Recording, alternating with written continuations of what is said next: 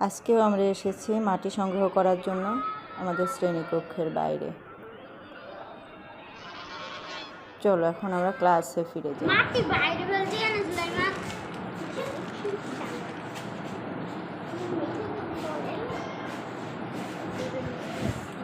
বুঝে যাই আলা কুকা কিয়া জানি। মাটির ধরন অনুযায়ী ভিন্ন ভিন্ন জায়গায় মাটিগুলোকে রাখা হয়েছে।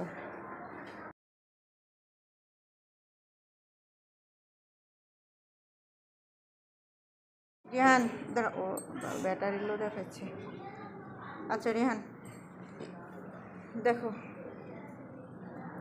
বলো আমাদেরকে তোমার কাছে কি মনে হয়েছে? এঁটেল মাটি কেমন? নরম নরম। আর কি হাতে লেগে যায়? আচ্ছা দেখো। আর এটা কেমন? হাতে বাজছে, তার মানে দানাদার, তাই তো? এঁটেল মাটির কণাগুলো কেমন? দানাদার। আর দোআঁশ মাটি দেখিনি আমরা। দোআঁশ মাটি একটু শক্ত। বা তাহলে আমরা কয় ধরনের মাটি দেখছি? মাটি কয় ধরনের? কি কি? এঁটেল মাটি,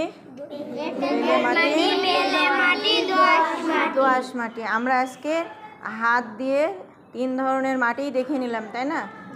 কোন ধরনের মাটি কেমন, রং কেমন? দেখো বেলে মাটির রংটা কেমন?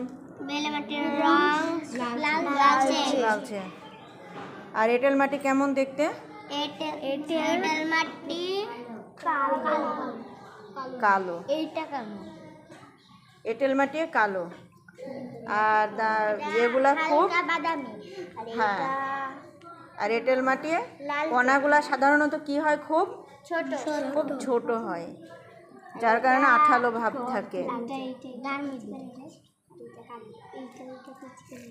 রিহান ও ব্যাটারি লো দেখাচ্ছে। আচ্ছা রিহান দেখো,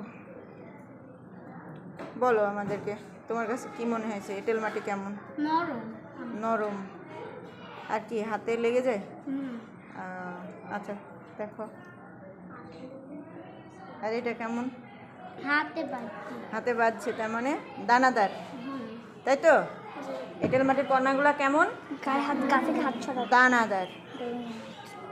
আর দোআঁশ মাটি দেখিনি আমরা।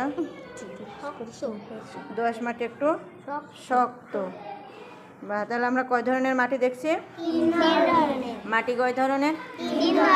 কি কি? এঁটেল মাটি, বেলে মাটি, দোআঁশ মাটি। আমরা